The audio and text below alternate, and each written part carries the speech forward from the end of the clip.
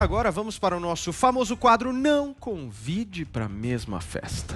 De um lado, o ex-ministro da Justiça e Segurança Pública, Sérgio Moro.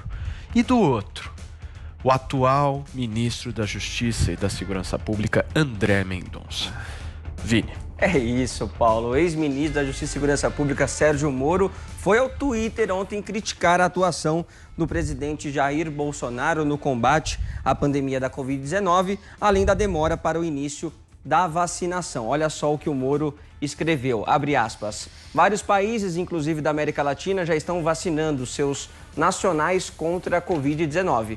Onde está a vacina para os brasileiros? Tem previsão? Tem presidente em Brasília? Quantas vítimas temos que ter para o governo abandonar o seu negacionismo?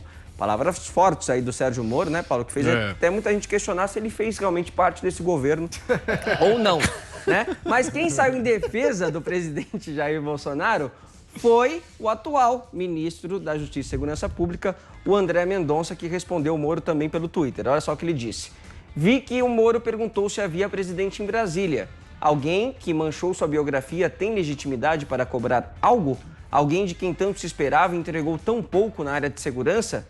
Quer cobrança? Porque em 6 meses apreendemos mais drogas e mais recursos desviados da corrupção que em 16 meses de sua gestão. O Moro respondeu o André Mendonça. Podemos mudar aí para ver o que o Moro falou. Ministro, o senhor nem teve autonomia de escolher o diretor da Polícia Federal ou de defender a execução da pena em condenação em segunda instância. Mudou de ideia? Então me desculpe, menos. Faça isso e daí conversamos. Mas quem encerrou a conversa mesmo foi o André Mendonça, que depois também pelo Twitter respondeu o seguinte ao Sérgio Moro. Podemos mudar, por favor, o tweet para ver o que o André Mendonça disse. 1. Defendi da tribuna do STF a execução da pena a partir da condenação em segunda instância. 2. Rolando Alexandre é o meu diretor da PF, até porque sua gestão tem resultados muito melhores que a anterior. Agora, se não por mim, mas por sua biografia e pelo povo brasileiro, por que sua gestão tem resultados bastante inferiores aos da minha? E por falar em escolhas, por que você escolheu trabalhar para o grupo Odebrecht? Não coloco o Brasil à frente do ego, digo, biografia. Trabalho para não dar entrevistas, para dar mais resultados que opiniões, para tirar menos fotos e para tirar mais recursos do crime organizado. É salutar para o país comparar gestões. Vamos? Adriles Jorge, eu não sei, eu acho um pouco desconfortável esse tipo de posicionamento do Sérgio Moro, até por ele ter sido ministro, né? O Moro tem um ponto de vista, claro, em relação à vacina, eu acho realmente que está tendo uma demora muito grande em relação ao governo tomar uma providência. São maneiras, né, de falar. E exata, mas a maneira com que o Moro coloca essa questão é completamente desrespeitosa. Parece que é um ativista do PSOL jogando pedra no governo. Ele foi parte do governo. Mais do que parte do governo, ele foi um dos pilares do governo.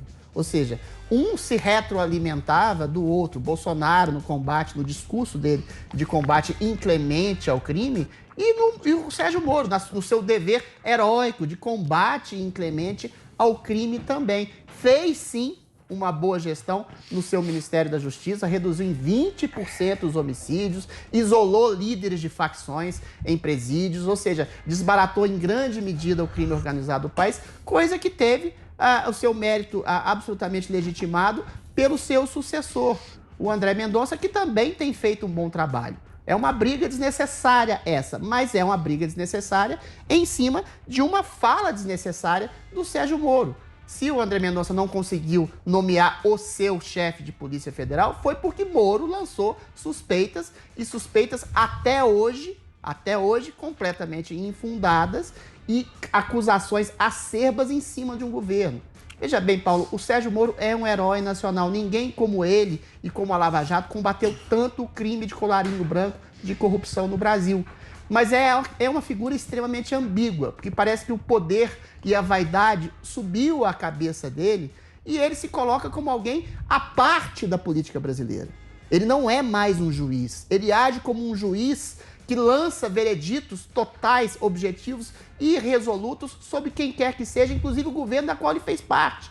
Ou seja, a política é uma junção, é uma união de pessoas que às vezes até discordam em nome de um projeto para o país. O Sérgio Moro não pode se colocar como um Estado-nação e como um juiz que vai ser ombudsman do próprio governo, da qual, volto a dizer, ele não só participou, como foi um dos pilares fundamentais. Então ele está um pouco assodado na sua política, é um péssimo político, mas foi um grande herói brasileiro. E isso demonstra a complexidade de uma personagem na política brasileira também. Ok, Joel, eu falei várias vezes aqui no Morning Show, essa é a minha aposta. Posso estar errado, mas vou apostar isso até o final. Moro não é candidato à presidência da República. Olha, Paulo, se ele continuar tropeçando assim, eu não duvido que você acabe ganhando a sua aposta aí, viu? Eu acho que tem sim ambições de uma possibilidade política. Eu acho que, inclusive, seria uma alternativa interessante para o Brasil considerar, não necessariamente votar, mas considerar a alternativa dele, dependendo de quem ele trouxesse junto de um projeto.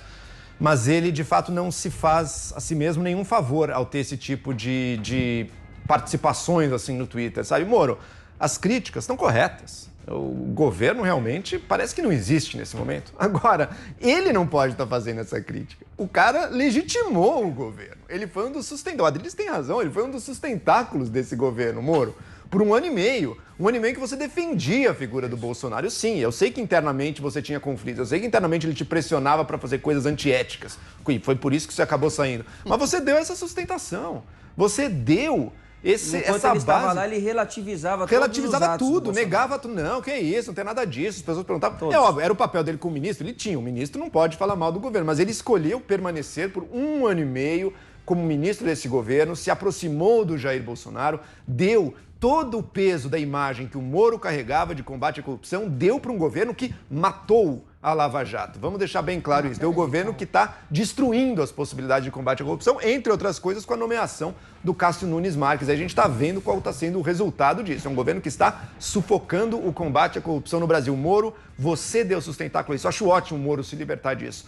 E ele cresceu saindo do governo, porque ele tinha se diminuído muito. Acho ótimo ele sair e criticar. Mas ele tem que agora também ter o senso de que tem alguns tipos de crítica que não dá para ele fazer. Ele foi parte disso que ele está criticando.